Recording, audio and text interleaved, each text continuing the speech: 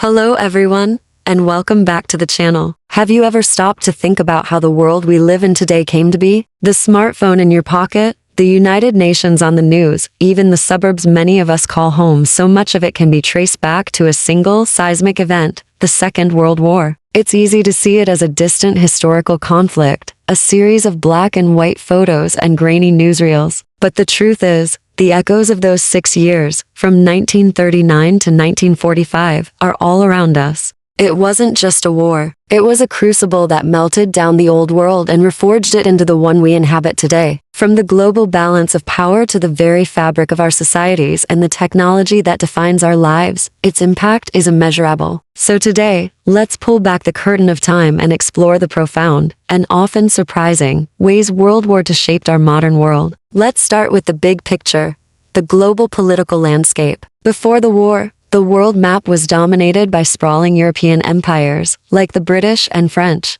They were the undisputed global powers, but the war exhausted them, draining their economies and manpower. This created a massive power vacuum, and two new giants stepped in to fill it: the United States and the Soviet Union. These superpowers had contrasting ideologies: capitalism versus communism, and their rivalry kicked off the Cold War, a tense standoff that would define international relations for the next half-century. This bipolar world shaped everything, from the space race that put a man on the moon to proxy wars fought across the globe. The old European-centric world order was gone, replaced by a new global chess match between Washington and Moscow, a legacy that still influences international politics today. In the ashes of the war, there was a powerful, collective desire to prevent such a catastrophe from ever happening again. This led to the birth of a new era of international cooperation. In 1945, representatives from 50 countries gathered in San Francisco to create the United Nations.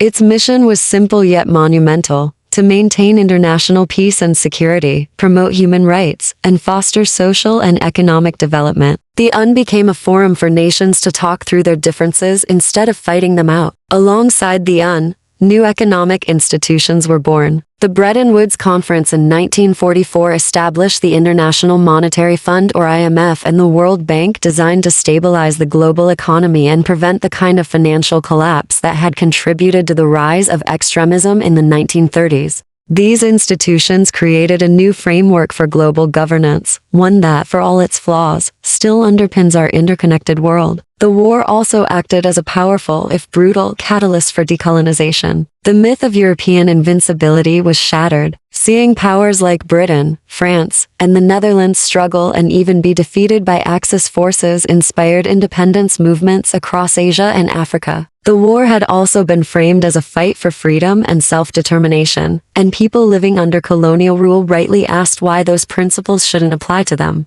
Over the next 2 decades, a wave of decolonization swept the globe. Nations from India and Pakistan to Ghana and Vietnam fought for and won their independence. This dramatically reshaped the world map, giving birth to dozens of new countries and giving a voice to billions of people who had previously been silenced. This shift from a world of empires to a world of nation-states is one of the most significant political transformations of the 20th century. Now, let's shift from politics to technology. The saying "necessity is the mother of invention" has never been truer than during World War II. The sheer scale and urgency of the conflict spurred an unprecedented explosion of technological innovation. Take aviation. The war saw the transition from propeller-driven biplanes to the dawn of the jet age with aircraft like the German Messerschmitt 162. This relentless push for faster, higher-flying planes laid the direct groundwork for the commercial jet airliners that would revolutionize travel just a decade later. Suddenly, crossing an ocean in hours instead of days became possible, shrinking our world in a way that was previously unimaginable.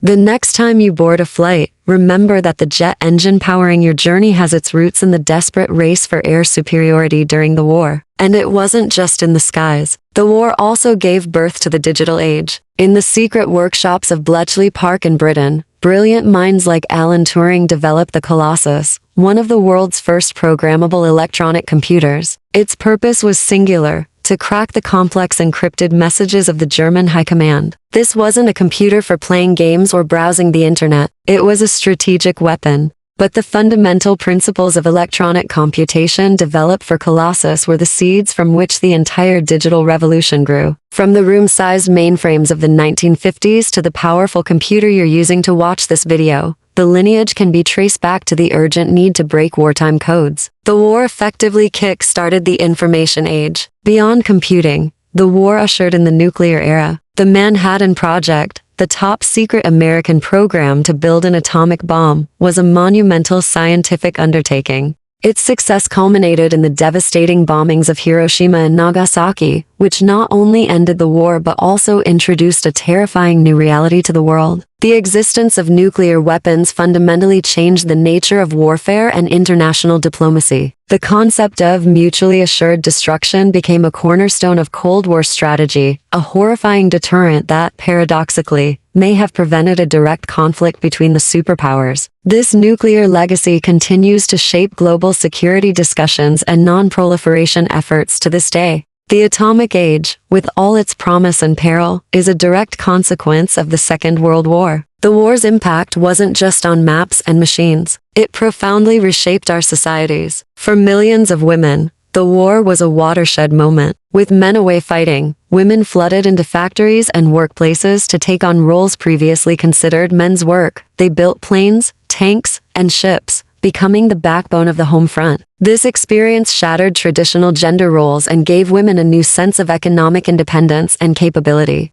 While many were pushed back into domestic roles after the war, the genie was out of the bottle. The Rosie the Riveter generation had proven what they could do, planting the seeds for the second-wave feminist movements of the 1960s and the ongoing fight for gender equality in the workplace. The war also acted as a catalyst for the civil rights movement in the United States. Over 1 million African Americans served in the armed forces, fighting for freedom abroad while being denied basic rights at home in a segregated military. This glaring hypocrisy was not lost on them. Returning veterans became key leaders and activists in the fight against Jim Crow laws and racial discrimination. They had fought and bled for their country, and they were determined to claim their full rights as citizens. The war highlighted the contradiction at the heart of America's identity and energized the struggle for racial justice, a struggle whose echoes continue to resonate powerfully in today's society. Finally, the unimaginable horrors of the Holocaust gave rise to a new global commitment to human rights.